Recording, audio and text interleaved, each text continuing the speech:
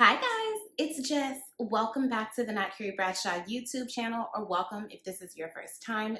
So happy to have you. I'm here to get into the absolute fucking chaos that is episode 6 of season 2 of Summer House Martha's Vineyard.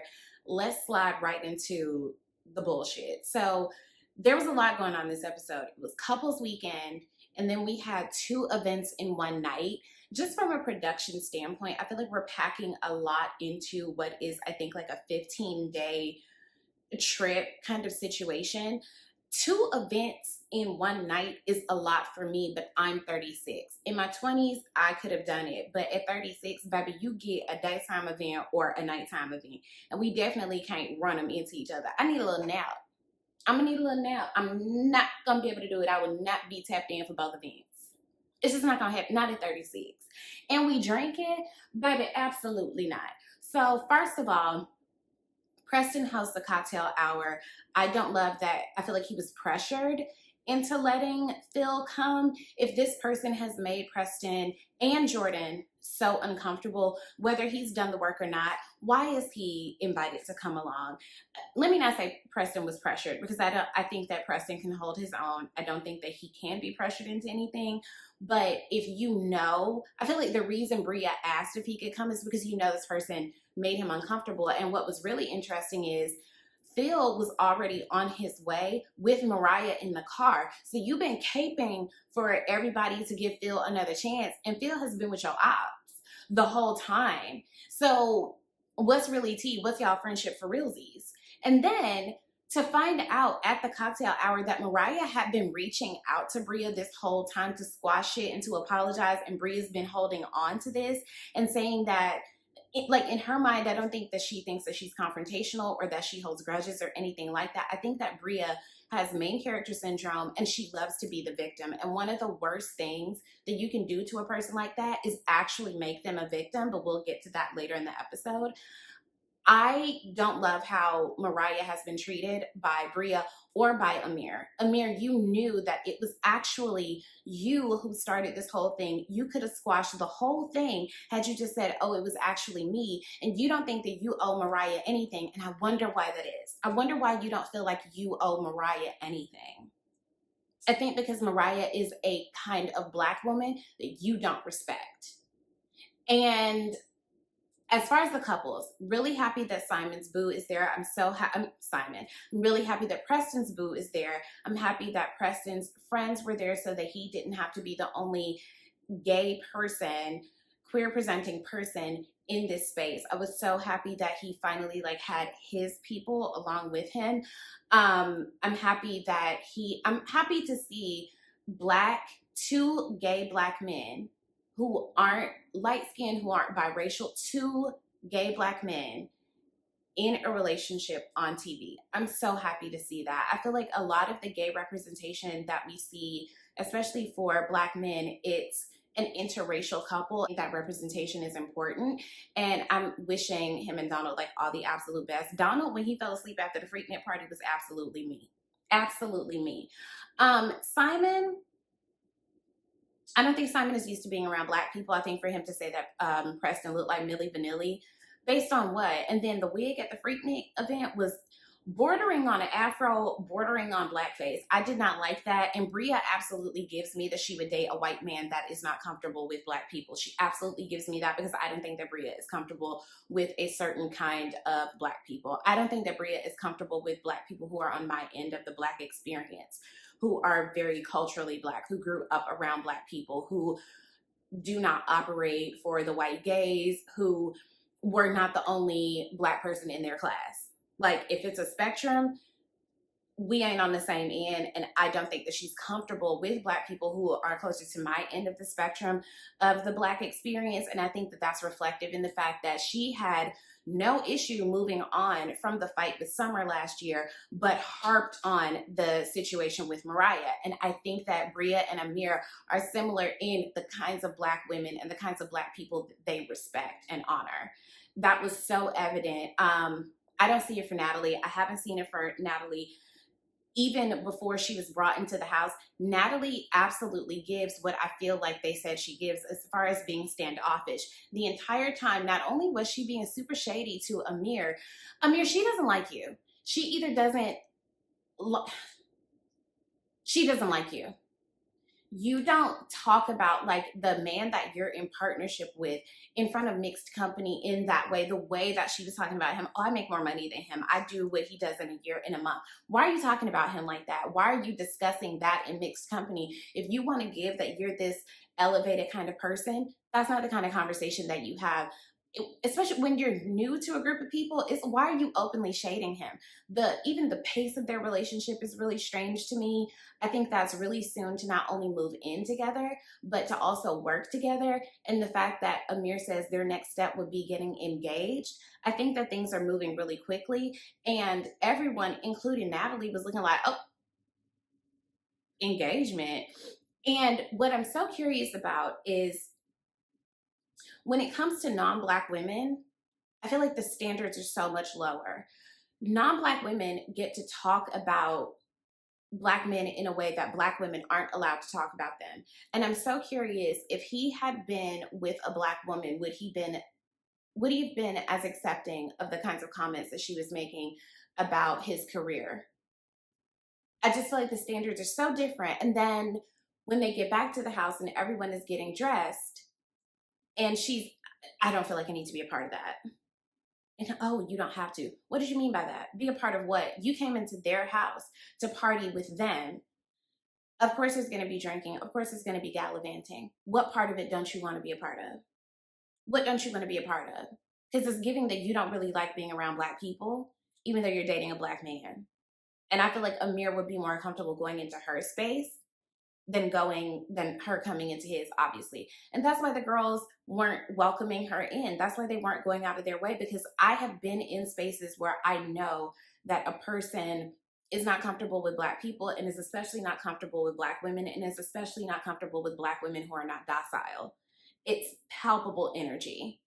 And I don't see it for Amir. I don't see it for Natalie. They deserve each other, even though she don't like him. She do not like him. I don't care what nobody says. She don't like him. Phil tried to pull the guys to the side to have a conversation with them. Phil is new to therapy, so I give grace to people who are new to therapy.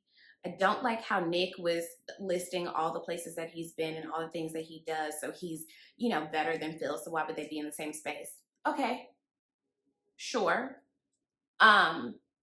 Sure, Nick. But when it came time to get dressed for the Freaknik party, everybody liked you when you were giving a very different kind of aesthetic. Something to think about.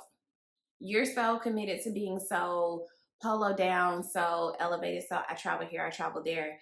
Interesting how everybody really took to you more when you presented differently. Let's sit with what that might mean. Amir, also, baby, wasn't nobody choosing on you. Didn't nobody like you in the house. You took some creative license right there. Natalie knows that every woman in the house has been interested in me. Sweetie, your whole storyline last year was you didn't feel desirable, and Jordan was the person that you liked, and she did not find you desirable. Who liked you? Because you saw Shanice's boobs? Who hasn't? She's always naked. It's not a thing. You're not that girl in the house. You're not her. I felt a little bit bad for Phil because I felt like he wanted to sincerely apologize. I do like that Nick called him out of like, you can't blame the alcohol. I think that he was really trying to bring humor into it. And for him to be a comedian, the timing wasn't there as far as tequila's expensive, da-da-da. Read the room, pick up on the energy, find your timing, find your place.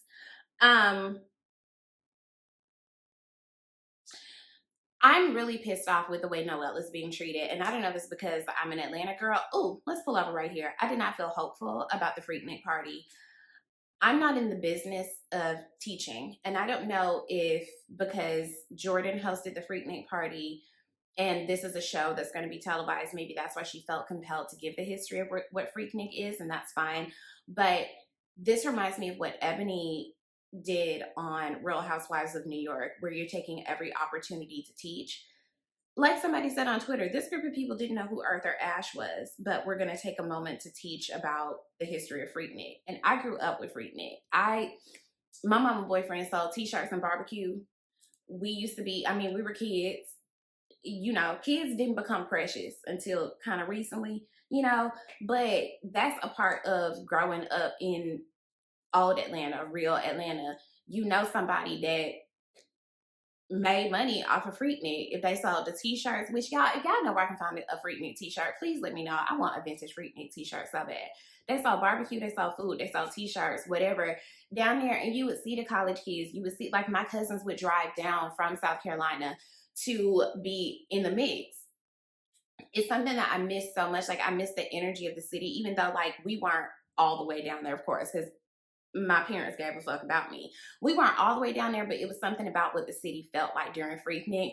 And it's like a really precious memory to me. So I was like, what y'all about to do with this? It looked like a good time. Everybody committed to the looks. And Natalie was, oh, love a history lesson. Girl, fuck you. As a girl from Atlanta, I feel protective of Noelle. Summer and Jordan and Shanice are competing. Nope, Summer, Jordan, Shanice, and Jasmine are competing for whose trauma can jump out the hardest given the alcohol. This week it was Summer. Summer is dealing with a lot. The man that she thought was her dad isn't her dad. She's trying to find out who her real dad is. Her grandmother is ailing. If you were in that kind of space, maybe dial back on your drinking. Maybe don't come on the show. Maybe go be with your grandmother. Because the way you project it onto everybody, absolutely unacceptable. And I don't see it for Bria, but baby, where did that come from? Because I watched it and rewound it and was like, what is she talking about? What happened for her here? Again, we cannot discount the impact of alcohol, especially when you're going through something. However you feel when you start drinking is going to get magnified times 1,000. So Summer ends up saying that she feels left out because Noelle, Shanice, and kind of Jordan a little bit. No, it's not Jordan. It's really Noelle and Shanice are having a good time. They're fun time girls. They're trying to have a good time. Bria tries to step in there to have a little bit of fun too. Summer feels left out because the people that she's closest to in the house are dealing with heavier things that, you know, she feels like she wishes that she could partake in some lighter energy. Okay, this is why we diversify friend groups. All right, you want to be a part of the fun, be fun. I have a friend like that she completely shuts down when she's not a part of the fun time group. And it's like, be more fun. If you're not in a place where you have that kind of energy, take a step back, come back when you're on the same wavelength as us. We don't have to adjust for you. If everybody else is having a good time and you're not, I have had to do this before. I have had to step away. Something about this is making me feel away. I feel jealous that everybody else is having a good time and I can't. Why can't I? What's going on with me? Take a step away. Okay? The conversation between Summer and Bria gets elevated. Do they still have pressure from the fight from last year? Like, what is happening? Summer says that she's jealous. Noelle is trying to welcome her in. All of a sudden, things escalate. Noelle is trying to run after her to see, like, what's going on. And Summer pushes Noelle. Noelle, why you didn't push her back? I'm not a violence is never the answer girl. I'm not a take the high road girl, especially if you put your hands on me. If you go low, I'm dragging us to hell. If you put your hands on me, you've now given me permission to put my hands on you. I'm not that girl. God's still working on me. My therapist still working on me. You put your hands on me, I'm putting my hands back on you. That's something that has stuck with me my entire life. My mama said, if you ever put your hands on anybody, be prepared for them to hit back. Anybody. When me and my brother would get into fights, and my brother thinks that the sun shines out of my ass. Like, my brother loves me like no one else. When we were little and we would fight, it wasn't don't hit her back because she's a girl. It was, if you hit him, you better be prepared. If you hit anybody, be prepared for them to hit you back. And let me be very clear. I'm never saying that a man has permission to beat on women or anything like that. I am saying that as a human person, if you put your hands on anybody, be prepared for them to hit you back. So I don't love seeing Noelle run after Summer, trying to calm her down. I didn't love it. And then in her confessional, Summer seemed really capable of saying, like, I didn't know how to ask for the support that I needed, blah, blah, blah, blah. No, because you were shit-faced drunk. No, you didn't know in the time. at the time. I hated seeing this. I hated seeing Noelle trying so hard to calm her down when I think that what Summer really needed was some distance. Summer needed to go off on her own. And I recognize Noelle wanted to play the peacemaker, but not in this instance. Baby, she was going to have to figure it out on her own. She's going to have to figure it out on her own. This episode gave us a lot to think about, a lot to discuss. And again, I just want to make sure that I'm putting a very nice bow on it. I am not advocating for domestic violence. I'm not saying that men should beat women. I am merely saying that as human people, do not put your hands on someone if you do not expect for them to put their hands back on you. That I do find unacceptable. Summer pushing Noelle absolutely should have at minimum pushed her ass back. I am so sorry. Nope, absolutely not. So slide in the comments. Let me know what you guys thought of this episode. Be sure to check back in for the next episode. Be sure to like and comment and subscribe and share. Join our Patreon. And I'll talk to you guys soon.